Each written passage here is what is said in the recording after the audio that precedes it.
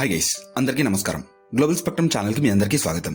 ఈ వీడియోలో కమ్యూనిజం అనేది ఇండియాలో ఎలా స్టార్ట్ అయింది అండ్ వాళ్ళు వెనకుండి నడిపించిన తెలంగాణ రైతాంగ సాయుధ పోరాటం గురించి, అసలు ఈ కమ్యూనిజం నుంచి నక్సలిజం అనేది ఏ విధంగా ఆవిర్భవించింది, దీనికి కారణమైన Naxalbari movement and Naxalbari movement ఎందుకు ఫెయిల్ అయింది, వాళ్ళ ఆర్గనైజేషన్ స్ట్రక్చర్ అండ్ వాళ్ళ వర్కింగ్ ఎలా ఉంటుంది, గవర్నమెంట్ ఇది ట్యాకిల్ చేయడానికి ఎటువంటి మెజర్స్ తీసుకుంది, ఇలాంటి విషయాలన్నిటి గురించి తెలుసుకోవాలనుకుంటే వీడియోని ఎండ్ వరకు చూడండి.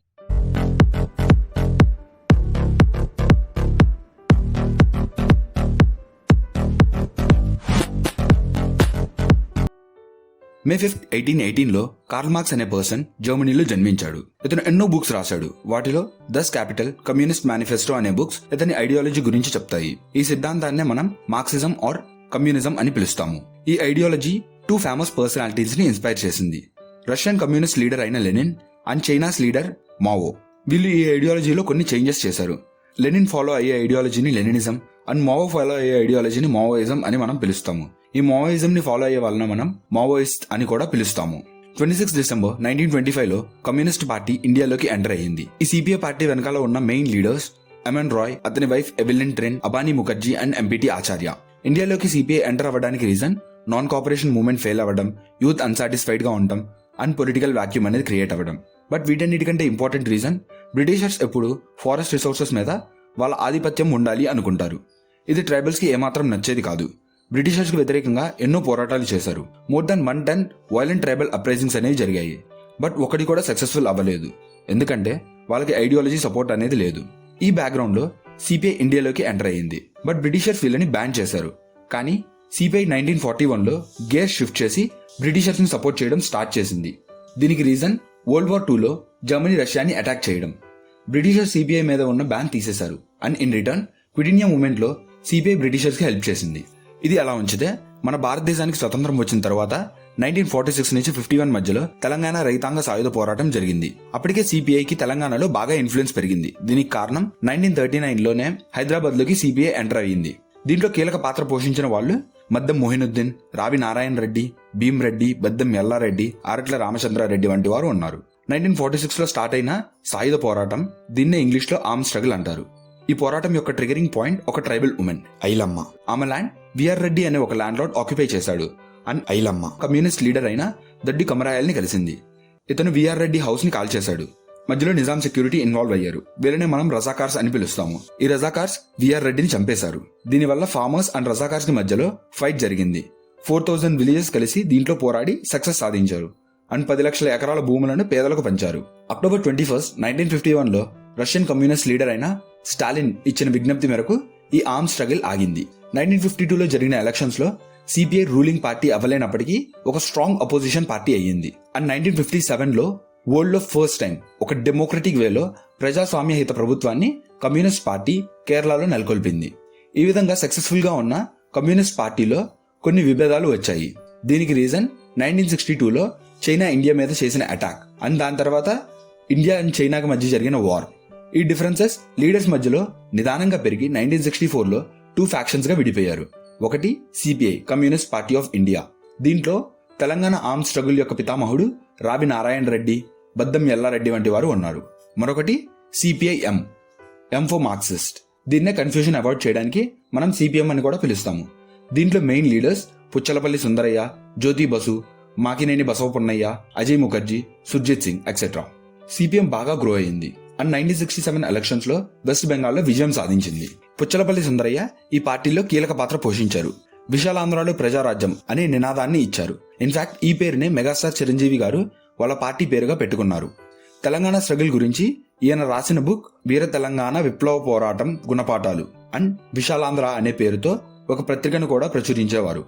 2014 తర్వాత దీని పేరు మార్చి మన తెలంగాణ అనే పేరుతో ప్రచురిస్తున్నారు. మన మెయిన్ టాపిక్ లోకి వస్తే, సిపిఐ పార్టీ ఎలక్షన్స్ లో గెలవడం కోసం ప్రజలకు కొన్ని వాగ్దానాలు చేసింది. వెస్ట్ బెంగాల్లో ఉన్న భూములను పేదవారికి పంచుతాము అని చెప్పింది. బట్ ఎలక్షన్స్ గెలిచిన తరువాత సీఎం క్యాండిడేట్ గా ఉన్న Ajay Mukherjee and home minister Jyoti Basu వాళ్ళు ఎలక్షన్ క్యాంపెయిన్ లో ఇచ్చిన వాగ్దానాలను నిలబెట్టుకోలేదు. దీనివల్ల అక్కడ ఉన్న ప్రజలు ఎదురు జరగడంతో వారి మీద ప్రభుత్వం కాల్పులు జరిపింది. ఈ ఘటనలో ఎంతో మంది మహిళలు, పిల్లలు చనిపోయారు. ఇది పార్టీలో ఉన్న చాలా మందికి నచ్చలేదు అండ్ గవర్నమెంట్ కి వ్యతిరేకంగా ఒక ఉద్యమాన్ని స్టార్ట్ చేశారు. దీనికి చారు మజుందార్ నాయకత్వం వహించారు. ఇతనినే మనం నక్సలైట్ మూవ్మెంట్ కి ఫాదర్ గా చెప్పుకుంటాము. ఈ ఉద్యమం చేస్తున్నప్పుడు వెస్ట్ బెంగాల్లోని డార్జిలింగ్ డిస్ట్రిక్ట్ సిలిగురి ప్రాంతానికి దగ్గరలో ఉన్న నక్సల్బరీ అనే విలేజ్ లో కాల్పులు జరిగాయి. దీన్ని వ్యతిరేకిస్తూ సొంత పార్టీకి వ్యతిరేకంగా నక్సల్బరీ మూవ్మెంట్ ని స్టార్ట్ చేశారు. ఇక్కడి నుంచే మనకి నక్సల్ అనే పేరు వచ్చింది. చారు మజుందార్ కాను సాన్యాల్తో కలిసి సిపిఎం కి వ్యతిరేకంగా 1969 April 22 CPI ML Marxist and Leninist అనే పార్టీని స్టార్ట్ చేశారు. బట్ 1972లో చారు మజుందార్ చనిపోవడం వల్ల ఈ పార్టీ మళ్ళీ 2 ఫ్యాక్షన్స్ గా విడిపోయింది. People's War Group in Andhra and Maoist Communist Centre in Bihar. 2004లో ఇవి రెండు కలిసి సిపిఐ మావోయిస్ట్ ని ఫామ్ చేశారు. 2009లో government of India UAPA act 1967 కింద ఈ పార్టీని బ్యాన్ చేసింది. మన స్టోరీని కొంచెం రివైండ్ చేస్తే నక్సల్బరీ మూవ్మెంట్ ఫెయిల్ అయ్యింది. దీనికి 3 primary reasons. First reason, CRPF and west Bengal police joint గా చేసిన ఆపరేషన్ స్టిపిల్ చేస్ 45 days లో టోటల్ నక్సల్బరీ మూవ్మెంట్ ని ఆపేశారు. దానికి రీజన్ ఇదంతా ప్లేన్ ఏరియా అవ్వడం. సెక్యూరిటీ ఫోర్సెస్ కి టెరానిక్ అడ్వాంటేజ్ అండ్ గొరిల్లా వార్ఫేర్ ఇక్కడ వర్క్ అవ్వలేదు. సెక్యూరిటీ ఫోర్సెస్ కి కమ్యూనికేషన్ అండ్ మొబిలిటీకి ప్లేన్ ఏరియా బాగా హెల్ప్ అయ్యింది. ట్రైబల్స్ దగ్గర అన్ని ట్రెడిషనల్ వెపన్స్ మాత్రమే ఉన్నాయి, లైక్ బాణాలు, రాళ్లతో చేసిన ఆయుధాలు, బల్లాలు, ఇలా ఇటువంటివే ఉన్నాయి. బట్ సెక్యూరిటీ ఫోర్సెస్ దగ్గర మెకనైజ్డ్ వెపనరీ ఉంది. అండ్ సెకండ్ రీజన్, 1971లో Bengal liberation movement or Indo Pak war అనేది జరుగుతుంది. అండ్ ఈ ప్లేస్ జస్ట్ బార్డర్ కి 22 kilometers దూరంలో ఉంది. Government both internal and external threat okay place లో ఉండకూడదు అనుకుంది. థర్డ్ రీజన్, మావో ఐడియాలజీని ప్రాపర్ గా ఫాలో అవ్వలేకపోయారు. మావో ఐడియాలజీ అనేది 3 సీక్వెన్షియల్ డాక్ట్రిన్స్ యొక్క కాంబినేషన్. అందులో first the doctrine of strategic defensive. దీని రూల్స్ ప్రకారం ఆర్మీతో ఎప్పుడు డైరెక్ట్ గా ఫైట్ చేయకూడదు.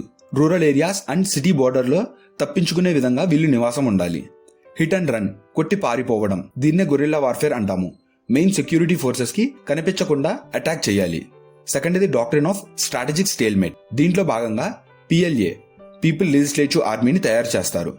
వీళ్ళ సహాయంతో స్టేట్ మీద రెగ్యులర్ గా వార్ చేస్తారు. దీనివల్ల స్టేట్ దగ్గర ఉండే రిసోర్సెస్ అన్ని అయిపోయి ఫైట్ చేసే కెపాసిటీ కోల్పోతుంది. వరల్డ్ లో ఇలాంటి మూవ్మెంట్స్ ఎక్కడ జరిగినా మావో ప్రొటెస్ట్ కి కావాల్సిన వెపనరీ అండ్ అమ్యునేషన్ పంపించేవాడు. And final the doctrine of strategic counter offensive.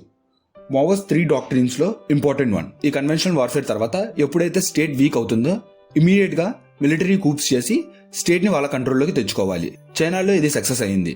ఎందుకంటే ప్రజల్ని కంట్రోల్ చేయడం, ఒక గ్రూప్ గా వాళ్ళని ఫామ్ చేయడం easy. But India huge diversity ఉన్న దేశం. అందుకే ఇప్పుడు దాకా ఇండియాలో ఒక్క సివిల్ వార్ కూడా జరగలేదు. అందరూ అది ట్రైబల్స్ ఫైట్ గానే చూశారు. మిగతా వారు దాంట్లోకి ఎంటర్ అవ్వడం కానీ దాన్ని సపోర్ట్ చేయడం కానీ చేయాలనుకోలేదు. నెక్స్ట్ మనం ఈ నక్సల్స్ యొక్క ఆర్గనైజేషన్ స్ట్రక్చర్ అండ్ వాళ్ళ పాలసీస్ ఎలా ఉంటాయో చూద్దాం. టాప్ లో ఉండేది పాలిట్ బ్యూరో. ఇదే decision making body and Naxals యొక్క పాలసీ థింక్ ట్యాంక్. దాని కింద సెంట్రల్ మిలిటరీ కమిషన్ వీళ్ళ మిలిటరీ ఆపరేషన్స్ ని కోఆర్డినేట్ చేస్తుంది. నెక్స్ట్ రీజనల్ లెవెల్లో మిలిటరీ ఆపరేషన్స్ కోఆర్డినేట్ చేయడానికి 5 రీజనల్ బ్యూరోస్, వీటికి రీజనల్ మిలిటరీ కమాండర్స్ హెడ్స్ గా ఉండేవాళ్ళు. వీళ్ళు రిక్రూట్మెంట్ పాలసీ ప్రకారం ప్రజలను రిక్రూట్ చేసుకునే వాళ్ళు. వీళ్ళని మనం దళామాస్ అని పిలుస్తాము. ఈ రిక్రూట్మెంట్ లో వీళ్ళు కన్స్క్రిప్షన్ పాలసీని ఫాలో అయ్యేవాళ్ళు. దీని ప్రకారం ప్రతి ఆదివాసీ ఫ్యామిలీ నుంచి ఒక పర్సన్ జాయిన్ అవ్వాలి. 1990s లో కొన్ని ఫ్యామిలీస్ దీనికి ఒప్పుకోలేదు అండ్ 73 ఫ్యామిలీస్ ని బ్రతికుండగానే తగలబెట్టారు. ఈ రిక్రూట్మెంట్ తర్వాత వీళ్ళని 2 క్యాడర్స్ గా విభజిస్తారు. కోర్ క్యాడర్, దీంట్లో స్కిల్డ్ నక్సల్స్ ఉంటారు. అండ్ మరొకటి peripheral cadre or temporary cadre అని కూడా పిలుస్తారు. వీళ్ళ మెయిన్ పాలసీ గవర్నమెంట్ ని బ్రేక్ చేసి వాళ్ళ ఓన్ ఆల్టర్నేటివ్ గవర్నమెంట్ ని స్థాపించాలి. వీటినే మనం జనతా సర్కార్ అని పిలుస్తాము. రెడ్ కారిడార్ ప్రాంతంలో ఈ జనతా సర్కార్స్ ఉండేవి. ఈ రెడ్ కారిడార్ ప్రాంతాన్ని మీరు స్క్రీన్ మీద చూడవచ్చు. నేపాల్లో ఉన్న పశుపతి నుంచి తిరుపతి వరకు ఇది స్ప్రెడ్ అయి ఉంది. వీళ్ళు అరబిక్ అండ్ బార్బరిక్ లాస్ ని ఫాలో అవుతారు. తప్పు చేసిన వాళ్ళకి అక్కడే అప్పుడే ఆ క్షణమే ఆ తప్పుకి తగిన శిక్ష విధించడం. వీళ్ళు ఫస్ట్ సెక్యూరిటీ ఫోర్సెస్ మీద అటాక్ చేస్తారు. వాళ్ళు తిరిగి అటాక్ చేసినప్పుడు సీజ్ ఫైర్ ప్రకటించి చర్చలకు వస్తారు. ఈ గ్యాప్ లో నెక్స్ట్ అటాక్ కి రెడీ అయ్యి మళ్ళీ అటాక్ చేస్తారు. ఈ విధంగా ఒక కంటిన్యూస్ రిపిటేటివ్ సైకిల్ అనేది వాళ్ళు ఫాలో అవుతారు. బట్ ఇది పీరియాడిక్ గా ఉండేది కాదు. అసలు నక్సలిజం గ్రో అవ్వడానికి రీజన్స్ ఏంటి అని మనం చూసుకుంటే, బ్రిటిషర్స్ ఫారెస్ట్ మీద ఏ విధంగా అయితే మోనోపలి ఉంచేవాళ్ళో స్వతంత్రం తర్వాత కూడా అది కంటిన్యూ అయింది. అండ్ 1991 ఎల్పిజి రిఫార్మ్స్ తర్వాత ప్రైవేట్ కంపెనీస్ కి ఎన్నో మైనింగ్ ప్రాజెక్ట్స్ ఇచ్చారు. కానీ దానివల్ల అక్కడ నుంచి డిస్ప్లేస్ అయిన ట్రైబల్స్ కి ఎటువంటి రీహాబిలిటేషన్ మెజర్స్ తీసుకోలేదు. ఇప్పటికీ 54% ఆఫ్ ద ట్రైబల్స్ కి రీహాబిలిటేషన్ మెజర్స్ జరగలేదు. ట్రైబల్స్ ఫారెస్ట్ ని దైవంగా భావిస్తారు. వాళ్ళ జీవన విధానం అడవితో ముడిపడి ఉంటుంది. అలాంటి అడవి నుంచి వారిని దూరం చేయడం, ఇలా దూరం అయిన వాళ్ళు ఎక్కువగా rural areas and city outskirts లో సెటిల్ అవుతారు. వీళ్ళకి ప్రాపర్ ఎడ్యుకేషన్, హెల్త్, ఎంప్లాయ్మెంట్ అనేవి లేకపోవడం వల్ల యూత్ అన్సాటిస్ఫైడ్ గా ఉంటారు. వీళ్ళే ఈ నక్సల్స్ లో ఎక్కువగా జాయిన్ అవుతూ ఉంటారు.